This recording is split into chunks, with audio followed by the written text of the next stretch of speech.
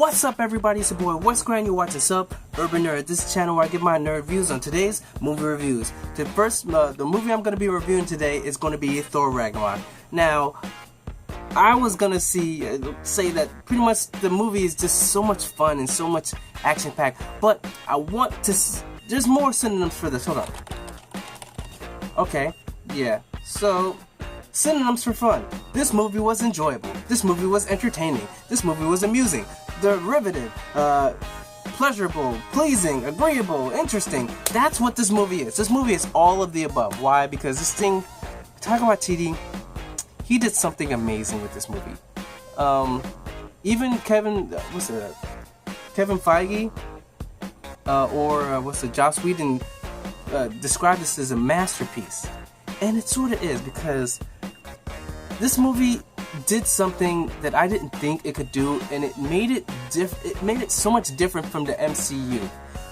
It was so fun, so funny, that, like, putting everything aside, this could be Oscar. This could be an Oscar-winning movie. As crazy as that sounds. You know what Oscar would be going for?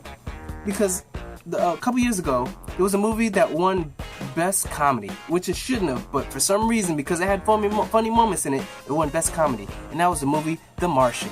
The Martian with Matt Damon somehow won Best Comedy. So, why couldn't a movie that's extremely funny and you're actually laughing a lot be put as a Best Comedy? And I think that's, if there's gonna be if there was a movie for the MCU to win an Oscar, I believe it could be Thor for Best Comedy of the Year, because this movie was hella funny. See what I did with it? Hella. Get it? No, you do. You understand. But regardless of the fact, this movie, I'm gonna run down with these people. First of all, Chris Hemsworth, he stepped it up. He was funny as hell. Like the first scene when he was going to see the Grandmaster, where they were counting down, and then he didn't know what's going on, and the colors were going, and it's getting like, he's like, and then all of a sudden he's in front of the Grandmaster. I was like, that was funny. When he was in a chair, couldn't get up, and then there was like, first we're gonna cut you here. He's like, no one cuts the mane of Thor! Step away! And then he was like, and then that's when Stan Lee's little cameo with the little crazy looking shaver. He's like, please kind said, don't cut my hair! No! You know what I'm saying? Like, it was just so funny. Like, this movie had so many moments, and like I said, Chris Hemsworth, and the people think that this is too funny, this is too much of a comedy. I say it like this: Thor in general, if you think he's a serious dude, he's not. Sure, he's a Greek god, but think of him as a surfer. He's a surfer Greek dude with the long hair. Like, the dude just, like, surfers just like to have fun. He likes to have fun. He likes to just drink. He drinks a drink, party, and fight. What part of that sounds serious to you? So yes, like, and then the Thor comic books in general, they're wacky as hell. At some point, they have a frog, but Thor's a frog. Like, Thor's a doctor. Thor's like a cripple before, and then he gets the power, and then he comes to, like, basically like Shazam kind of thing. So I don't know why people are going all up in arms about Thor being too, how you say, funny. But hey, like, I don't see a problem with it. I don't see an issue with it. You know what I'm saying? So, as far as that goes, the next route, Hela just did her thing. Like, I was like, Hela, Cate Blanchett, she looked sexy. I ain't gonna front. I didn't think she looked sexy before with the trailer, but she looked sexy as Hela. She did her thing. That suit fit her well. And she was badass. Like, the way blazes came out of her, dog, she was dangerous.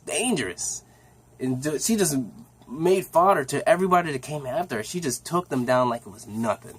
So I liked her. I liked the strong villain or villainess that they made for this, because MCU has a problem with not having villains that stay through and stay strong. Even though, like, we don't know if she's, like, well, she's deaf, so she can't really die. But she did her thing. You got Tom Hiddleston, Loki, who, once again, like, you definitely saw arc in him, and right off the bat, like, the beginning of the movie, like, they made it known that, nope, you're not Odin, and he comes out of it. But, like, Loki's out for himself, but he's also out for the recognition of for him. Like he just wants people to like him. He wants people to love him. He wants people to respect him, and he went about it the wrong way. But he has a sort of a good heart, all the way down. You know what I'm saying? Deep down inside, he does have somewhat of a good heart. He'll screw you over, but he does have somewhat of a good heart. And he was definitely great as Loki in this movie. You got Tessa Thompson, Valkyrie, who was kick-ass. Like, she just, like, apparently she was from Asgard, She was an Asgardian. And she was the legendary Valkyrie. So her fighting skills are up there. That's why she could take down Thor or whatever, because she was, like, she's pretty much the elite. And she was good. Tessa Thompson is definitely sexy. So, nothing wrong with having her in, like, one of those outfits. But except her outfit is a little bit closer to Gamora's from, like, the Marvel versus Capcom Infinite. If you look at her outfit, it's sort of close to what Valkyrie wears in the Thor Ragnarok movie. I don't know why, but it's just really, really close to it. Then Cog, he was a rock dude. He was actually inside the Thor, no, not Thor, Planet Hulk in the series. He's one of the ones that fights next to Hulk, so it was cool to have him in there, but other than that, didn't really care. Mark Ruffalo, he was funny. He didn't know. He's like, I've been locked away for 2 years. Why? What the? And then Thor, well, he keeps like, the sun's setting. Just calm down. The sun's setting. Why do you keep saying that? Because he didn't know that that's what they said for Hulk to turn back into him. And, like, I could definitely understand if you've been locked away for 2 years, hell, you're afraid that you'll be gone for good. Like, what if the Hulk never let you out again? Then you just been locked away. It's like years gone by, nothing.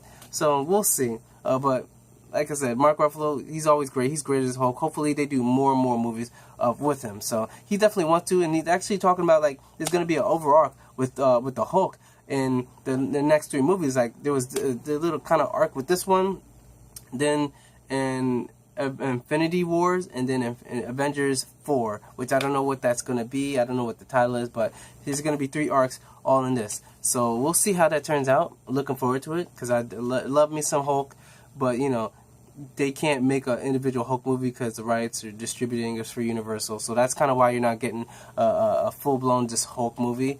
But they're doing their best they can to kind of spread it around and do what they got to do to make that money still.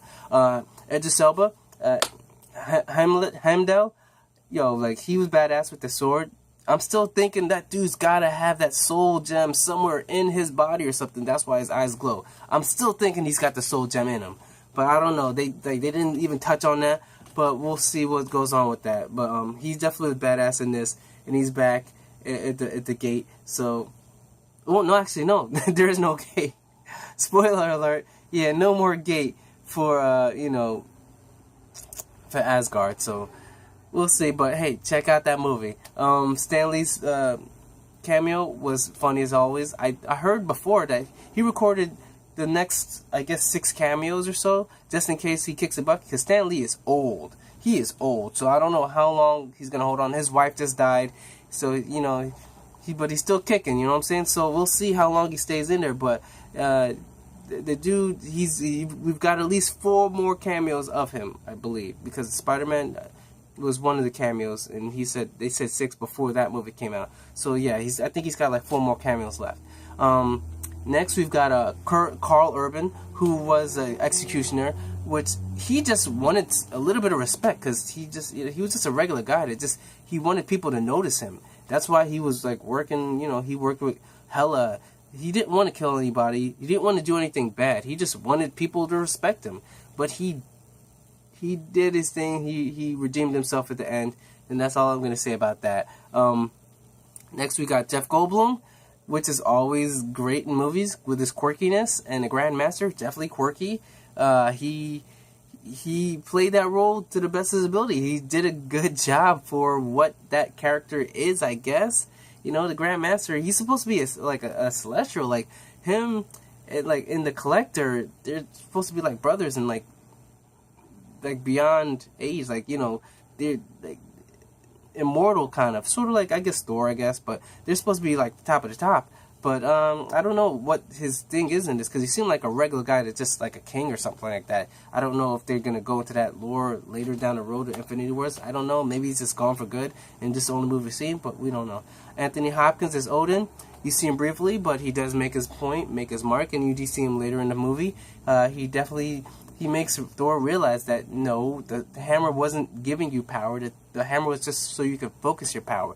You are the god of thunder. Use it. And Thor definitely does that. In the last scene, it's just crazy. It's like, it reminded me of when I played Dynasty Warriors, and then I charge up my Musu for the full max Musu, and then someone's next to me, and then there's lightning going down. I know I'm getting all real geeky. You guys probably, some people don't even know, but Dynasty Warriors used to be that game when you played with someone, you both charged up and did your Musu, and the lightning started going around. You just went ham on people and just destroyed all the fighters. So that's pretty much it. But and then Doctor Strange, his scenes were definitely, Benedict Cumberbatch, his scenes were definitely funny. The way he kept teleporting, and then Thor's just trying to drink his thing, and he keeps teleporting, and then Thor's like dropping, and he keeps teleporting. Thor's like stumbling all over the place, because every time, at some point, he teleports, and Thor's on the steps, just tumbles down. Like, could you warn me when you're doing this whole teleporting thing? Because it's like really messing me up.